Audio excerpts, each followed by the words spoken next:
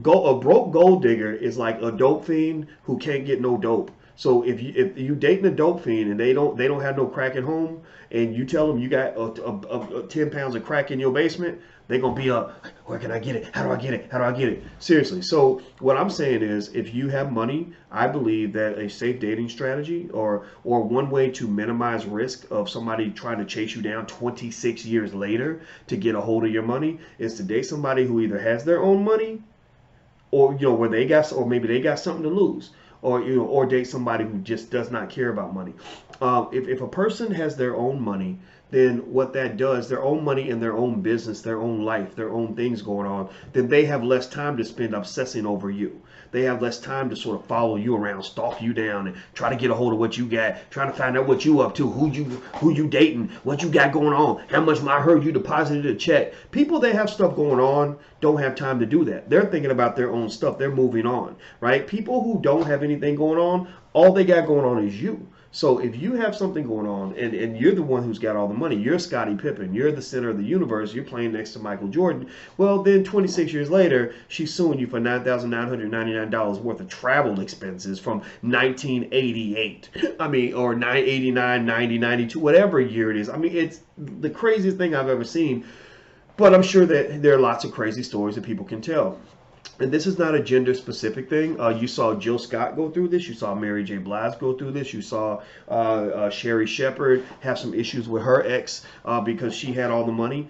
So it's not just, it usually happens to men, but because men tend to be the ones who go out and chase money for a living. But it's now happening a lot more to women, and women are starting to see it, and women don't like it either. So what I'm saying is, overall, him getting with this woman, I'm not judging that part. What I'm saying is that, people have relationships and they end and you move on, right? If you have two broke ass people that have a relationship and it doesn't work out, your broke ass goes that way, his broke ass goes that way. But when a broke person has a relationship with a person that's doing well, or a regular person has a relationship with a famous person, you have the risk of one person trying to move on and the other person kind of following them along, like following them, stalking them, harassing them. Like what is it?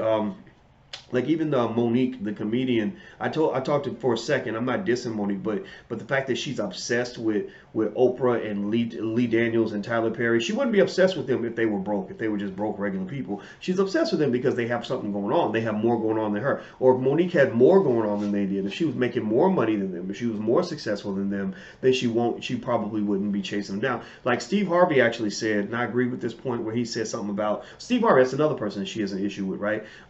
He said something like, you'll never run into a hater that's doing better than you. Well, I would also add that you'll rarely run into a stalker that's doing better than you. Like, you'll rarely run into somebody, like, you don't run into, stalkers are not people who have moved on and found a happy relationship. They're people who are lonely, who are mad at you because you're happy. Stalkers are not people who moved on and found a great career. They're mad at you because you took away the best thing that ever happened to them, right? Stalkers are not typically people that have plenty of money in the bank, assets to manage, goals and dreams of their own that they can focus on. Stalkers tend to be people that ain't got shit to do except sit around and obsess over how you did them dirty and how they gonna get you back. So what I would just say is that, when it comes to love, all of us have been, could go to the court of love, file lawsuits. We want to have people locked up for some of the things they did. You broke my heart so bad, you need to go to prison for that because what you did was just downright dirty.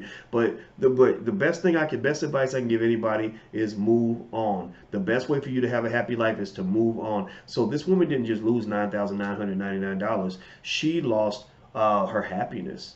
She lost her sanity, it sounds like. She lost her sense of well-being. If you're suing somebody in 2019 over something that happened in 1991, before a lot of y'all were even born, that means that you lost a whole lot more than money. So don't let that happen to you, no matter which side you're on. If you're the broke person or you're the one who gets your heart broken, rebuild your heart and move on so you can be happy. If you're the person who has the money, be careful, because people will cling on to you and they will not let go. I'll tell you the honest to God truth. As I started dealing with more and more people, I became very selective about who I would let in as my close friends because people would cling on and they'd be like, oh, I'm close to Dr. Boyce Watkins. And you ain't, come back here, Negro, come back here. I'm like, damn, we're moving on, right? No, it don't work that way.